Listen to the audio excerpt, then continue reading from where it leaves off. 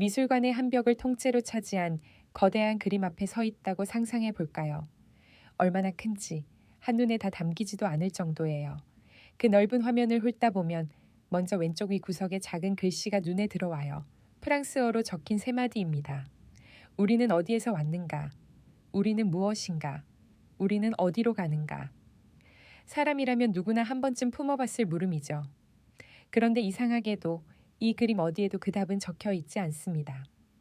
화가는 인류가 가장 궁금해하는 새 질문을 이 거대한 화폭에 커다랗게 새겨두고는 정작 답이 있어야 할 자리는 텅 비워 두었어요. 이 그림을 그린 사람은 폴 고갱입니다. 이 작품은 흔히 복음서에 견줄 만한 철학적인 그림으로 꼽혀요.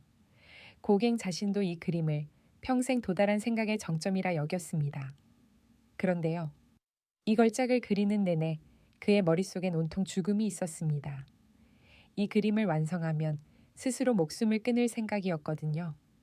오늘은 죽기로 마음먹은 한 남자가 세상의 마지막으로 건넨 새 질문에 관한 이야기입니다. 그리고 그 질문이 어떻게 100여 년을 건너 지금 우리에게까지 닿았는지도 함께 살펴보려고요. 왜 그는 답 대신 질문만을 남겼을까요? 그리고 왜 그 답 없는 질문이 오히려 사람들의 마음을 이토록 오래 붙드는 걸까요? 천천히 따라가 보겠습니다. 이 새 질문은 어느 날 갑자기 떠오른 게 아니었습니다. 씨앗은 아주 오래전, 그가 어린 소년이던 시절에 이미 심겼어요. 폴 고갱은 11살부터 16살까지 프랑스 오를레안 근처의 작은 신학교에 다녔습니다. 사춘기의 대부분을 성직자를 기르는 학교에서 보낸 셈이에요.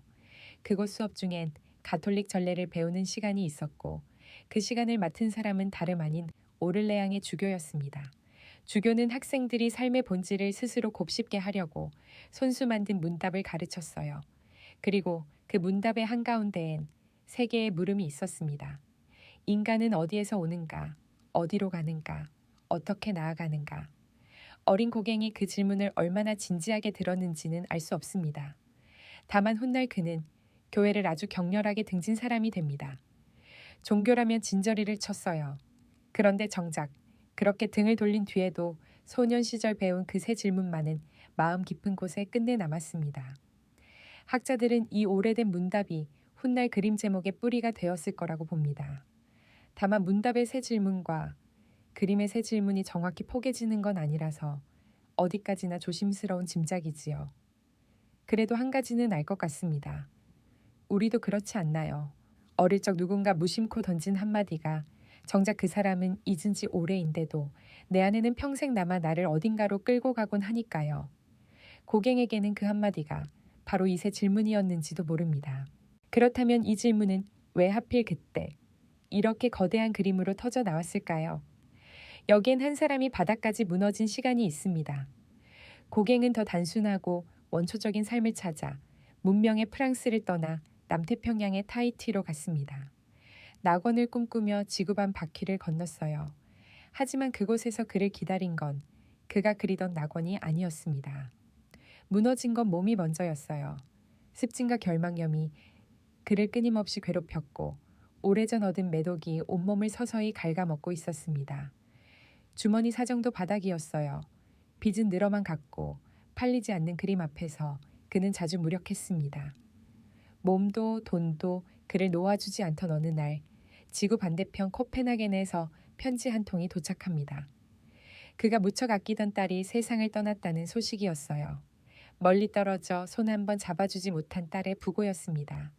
이 소식은 그를 완전히 무너뜨렸습니다. 그해 12월 그는 가장 가까운 친구에게 보낸 편지에서 처음으로 죽음을 입에 올려요. 이제 그만 삶을 끝내겠다고요. 그런데 말이죠. 그는 그냥 사라지지 않았습니다. 죽기 전에 꼭 하나 자신이 평생 생각해온 모든 것을 쏟아부은 커다란 그림을 남기고 싶어 했어요. 그렇게 그는 밤낮을 가리지 않고 정신없이 붓을 놀렸습니다. 스스로 정신적인 유언장이라 여긴 그림, 죽기 전에 남길 마지막 말이었으니까요. 그것은 그동안 여러 작품에서 써온 상징들을 이 한 폭에 죄다 끌어모은 집대성과도 같은 그림이었어요. 생각해보면 우리는 보통 이제 다 끝났다고 느끼는 순간 손을 놓아버립니다. 그런데 이 사람은 정확히 그 끝이라고 생각한 순간 자기 인생에서 가장 크고 야심찬 것을 그리기 시작했어요. 어쩌면 그건 죽기 위한 준비가 아니라 마지막까지 살아있으려는 안간힘이었습니다. 자, 이제 그림 가까이 다가가 볼까요? 이 그림엔 한 가지 비밀스러운 규칙이 있습니다. 우리가 글을 읽듯 왼쪽에서 오른쪽이 아니라 반대로 오른쪽에서 왼쪽으로 읽어야 한다는 거예요. 그렇게 읽으면 흩어져 있던 인물들이 하나의 이야기로 이어집니다. 화면의 오른쪽 끝부터 보겠습니다. 여기엔 잠든 아기 하나와 그 곁에 웅크린 세 여인이 있어요. 삶의 맨 처음, 그러니까 탄생의 순간입니다. 고갱은 아기를 둘러싼 이 인물들로 어머니의 품, 모성을 담으려 했어요. 조금 왼쪽으로 눈을 옮기면 새끼 고양이들 곁에 앉은 소녀가 보입니다. 아직 세상의 무게를 모르는 순수한 소녀 시절이에요. 그리고 화면 한가운데 한 여인이 팔을 높이 들어 나무에 열매를 따고 있습니다. 이 장면을 고갱은 에덴 동산에 빗댔어요. 열매를 따는 이 여인은 선악과를 딴 이브처럼 죄를 상징합니다. 삶의 한복판, 무언가를 욕망하고 손을 뻗는 젊음의 나날이지요. 그 무리에는 팔찌를 찬 한 여인이 있고 그 곁에 흰 염소는 목에 목걸이를 두르고 있어요. 고갱은 이 팔찌와 목걸이로 길들여지고 순응하는 삶을 은근히 내비쳤다고 합니다. 이제 화면의 왼쪽 끝입니다. 여기엔 죽음에 다가선 한 노파가 웅크리고 앉아 있어요. 고갱은 이 노파를 두고 죽음을 앞두고 모든 것을 체념한 채 도리어 화해한 사람이라고 적었습니다. 그 발치엔 이상한 흰 새 한 마리가 있는데 그는 이 새가 말의 헛됨을 뜻한다고 했어요. 아무리 많은 말을 쌓아 올려도 끝내 삶의 답에는 닿지 못하는 그 무력함을요. 이렇게 오른쪽에서 왼쪽으로 그림은 탄생에서 죄를 지나 죽음에 이르는 삶의 한 바퀴를 조용히 그려냅니다. 그런데 이 순환의 바깥, 화면 안쪽 깊은 곳에 파란 형상 하나가 서 있어요. 고갱은 이 파란 우상을 두고 피한, 그러니까 이 세계 너머에 있는 무언가라고 불렀습니다. 태어나고 늙고 죽는 우리의 순환을 말없이 굽어보는 존재인 거예요. 물론 지금 제가 풀어드린 이 읽기가 고갱이 정해둔 단 하나의 정답은 아닙니다. 예컨대 나무 곁에 선 여인들을 두고 어떤 학자는 계몽과 미신이라는 두 세계의 대비를 읽어내기도 해요. 해석은 보는 사람마다 갈리고 지금도 완전히 합의되지 않았습니다. 어쩌면 고갱은 처음부터 하나의 답으로 딱 닫혀버리지 않는 그림을 원했는지도 모릅니다. 이 그림에서 가장 이상한 대목은 어쩌면 제목 그 자체일지도 모릅니다. 고갱은 화면 왼쪽 위 구석에 프랑스어로 그 세 질문을 직접 붓으로 써 넣었어요. 그림 안에 제목이 들어앉아 있는 셈이죠. 그런데 자세히 들여다보면 이상한 점이 눈에 띕니다. 물음표가 하나도 없어요. 문장을 잇는 줄표도 없고 글자는 전부 대문자로만 또박또박 적혀 있습니다.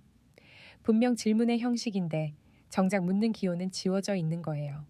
화면 반대편 오른쪽 위 구석엔 서명과 연도가 있습니다. 폴 고갱 그리고 1897 강렬한 색과 두꺼운 붓질로 가득한 이 거대한 화면의 양끝에서 답을 적지 않은 질문과 그 질문을 책임지겠다는 이름이 조용히 마주봅니다.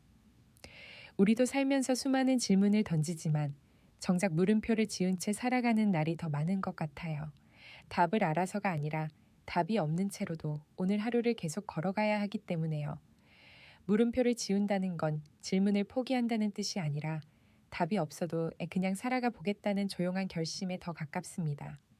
고갱이 물음표를 지운 것도 어쩌면 바로 그래서였을 거예요. 그림을 끝낸 뒤 고갱은 마음먹은 대로 했습니다. 준비해둔 비소를 삼켰어요. 유언장 같은 그림을 남겼으니 이제 정말 떠나도 된다고 생각했을 거예요. 마지막 말을 다 했으니까요. 그런데 그는 그 시도에서 살아남은 것으로 전해집니다. 죽음은 그의 뜻대로 와주지 않았어요. 죽으려고 그린 그림 앞에서 그는 다시 살아야 하는 사람이 되어 남은 날들을 이어갑니다. 그림은 유언이 되었는데 정작 그 유언을 쓴 사람은 살아남은 셈이죠. 때때로 삶은 우리가 이제 그만 마침표를 찍으려는 바로 그 순간에도 기어이 다음 문장을 이어가게 만들곤 합니다. 살아남았다는 건 어떤 날엔 분명 축복이지만 또 어떤 날엔 그저 묵묵히 견뎌내야 할 시간이기도 하니까요. 어쩌면 그가 삼킨 건 독이 아니라 다시 살아야 한다는 무거운 숙제였을 겁니다. 그리고 저는 가끔 이런 생각을 합니다. 이 그림이 이토록 오래 사람들의 마음을 붙드는 건 어쩌면 그것이 죽음의 문턱에서 태어났기 때문이 아닐까 하고요. 정말 마지막이라고 믿는 순간 사람은 꾸미거나 계산할 힘이 없습니다. 그때 남는 건 오직 진심뿐이에요. 고갱이 이 화폭에 담은 것도 바로 그렇게 마지막까지 짜낸 진심이 아니었을까요? 죽음의 문턱에서 태어난 이 그림은 곧 타히티를 떠나 파리로 향합니다. 고갱은 1898년 그림을 가장 믿을 만한 친구에게 붙였어요. 그해 겨울 파리의 한 화랑에서 다른 작품 8점과 함께 세상에 처음 공개됩니다. 전시 자체는 성공이었어요. 그런데 이 거대한 그림에 대한 평만은 이상하게 엇갈렸습니다. 어떤 평론가는 그저 난해하다는 한마디로 이 그림을 밀어냈어요.